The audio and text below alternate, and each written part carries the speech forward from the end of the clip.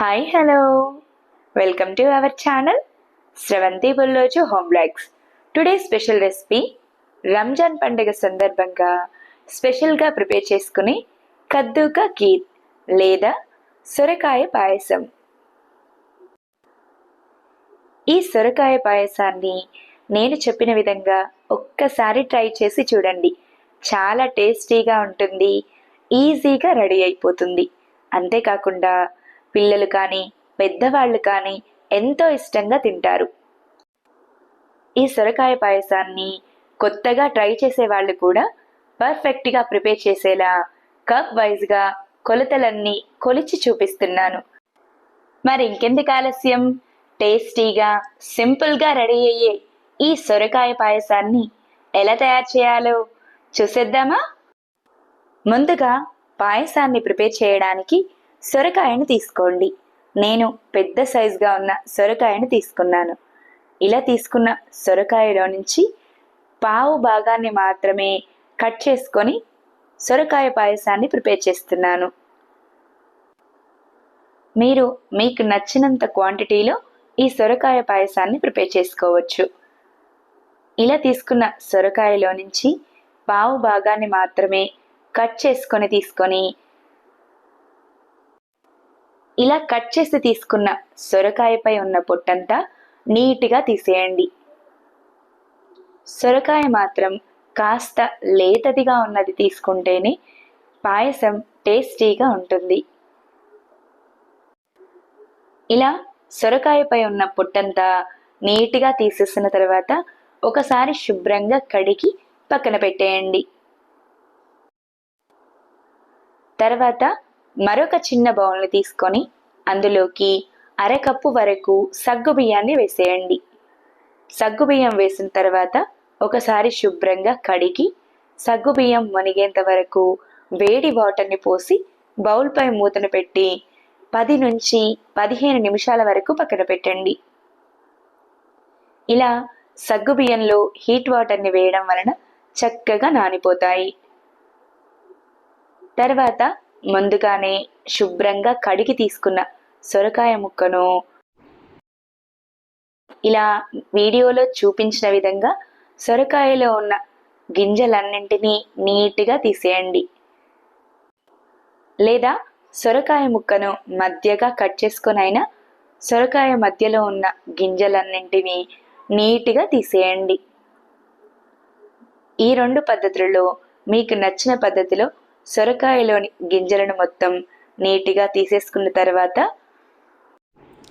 మరొక ప్లేట్లోనికి కొబ్బరి తురిమే పీటను తీసుకోండి.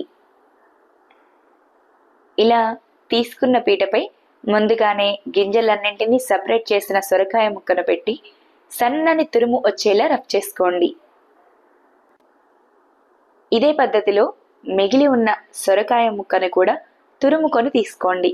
సొరకాయ తురుము అనేది ఇలా వీడియోలో నేను చూపించిన విధంగా సన్నని తురుములా వస్తే సరిపోతుంది. సొరకాయలో వాటర్ కంటెంట్, విటమిన్స్, ఫైబర్స్ ఎక్కువగా ఉండడం ద్వారా బరువు తగ్గడానికి సహాయపడుతుంది. అంతేకాకుండా గుండె ఆరోగ్యాన్ని మెరుగుపరుస్తుంది. వేసవిలో శరీరంలోని వేడిని తీసేసి చల్లదనాన్ని అందిస్తుంది. మరి ఇన్ని ప్రయోజనాలున్న ఈ సొరకాయను సమ్మర్లో వీక్లీ ఒక్కసారైనా తప్పకుండా తినండి. పిల్లలు కానీ పెద్దవాళ్ళు కానీ సొరకాయ తినడానికి ఇష్టపడనప్పుడు ఇలా సొరకాయ పాయసాన్ని చేసి పెట్టండి. కొంచెం కూడా మిగలకుండా తినేస్తారు. సొరకాయను వీడియోలో చూపించిన విధంగా సన్నని తురుముకున్న తర్వాత స్టవ్ వెలిగించి బౌల్ని పెట్టుకొని పావు కప్పు వరకు నెయ్యిని వేయండి. ఈ నెయ్యిని స్పూన్ వైజ్గా చెప్పాలంటే 4 నుంచి 5 టేబుల్ స్పూన్ల వరకు ఉంటుంది. నెయ్యి కాస్త హీట్ అయిన తర్వాత డ్రై ఫ్రూట్స్ని యాడ్ చేసుకోండి.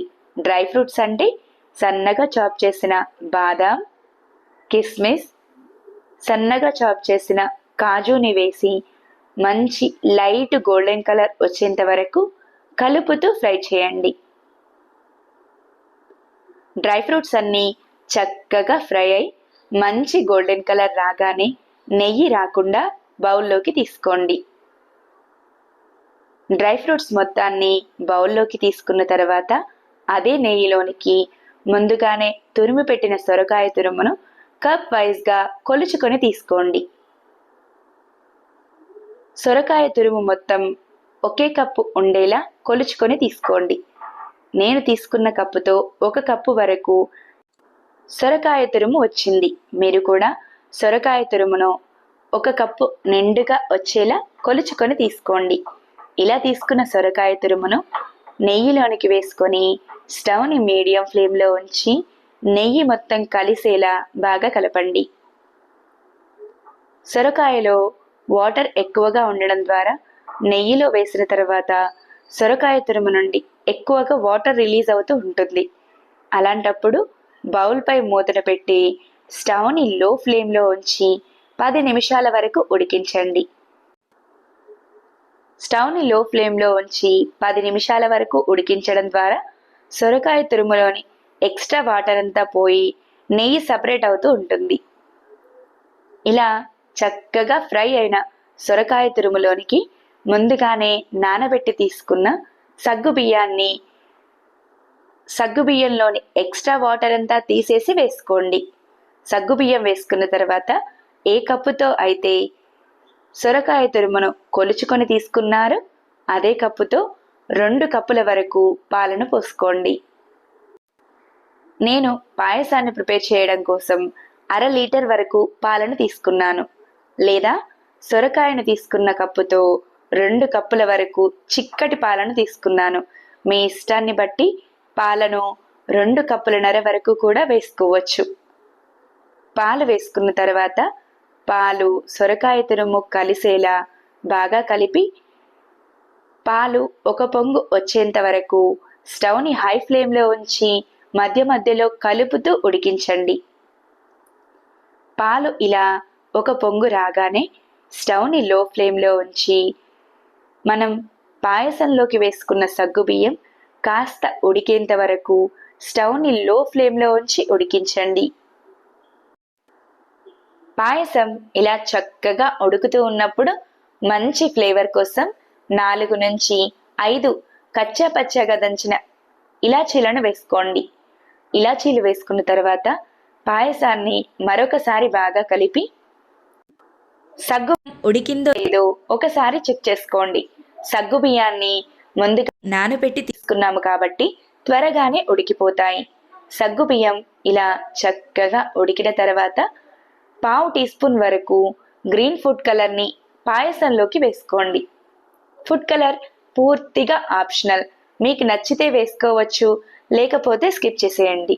మీరు ఇంట్లోకి పాయసాన్ని ప్రిపేర్ చేస్తున్నట్టయితే తప్పకుండా ఫుడ్ కలర్ లేకుండా ప్రిపేర్ చేసుకోండి. ఫుడ్ కలర్ని వేసిన తర్వాత పాయసం మొత్తం కలిసేలా బాగా కలపండి. ఇలా ఫుడ్ కలర్ అంతా చక్కగా కలిసిన తర్వాత ముందుగా ఏ కప్పుతో అయితే సొరకాయ తురుమును తీసుకున్నామో అదే కప్పుతో 1/2 కప్పు వరకు పంచదారను పాయసంలోకి వేసుకోండి.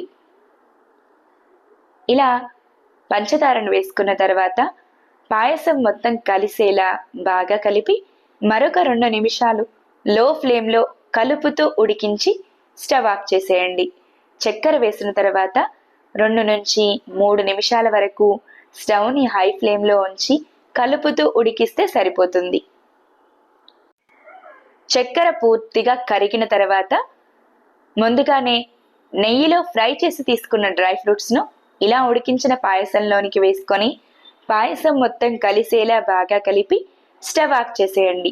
అంతే, సింపుల్గా టేస్టీగా సొరకాయ పాయసం రెడీ. ఇలా రెడీ అయిన పాయసాన్ని కాస్త చల్లారిన తర్వాత సర్వ్ చేసుకుంటే చాలా టేస్టీగా ఉంటుంది. సింపుల్గా టేస్టీగా సొరకాయ పాయసాన్ని ఎలా ప్రిపేర్ చేయాలో చూసారు కదా. నా వీడియో కనుక మీకు నచ్చినట్టయితే లైక్ చేయండి. ఇలాంటి మరెన్నో ఇంట్రెస్టింగ్, టేస్టీ, హెల్దీ రెసిపీస్ కోసం నా ఛానల్ని సబ్స్క్రైబ్ చేయండి. ఈ సొరకాయ పాయసాన్ని మీరు కూడా తప్పకుండా ట్రై చేసి ఎలా వచ్చిందో కామెంట్ చేయండి. Thanks for watching. Wait for new recipe.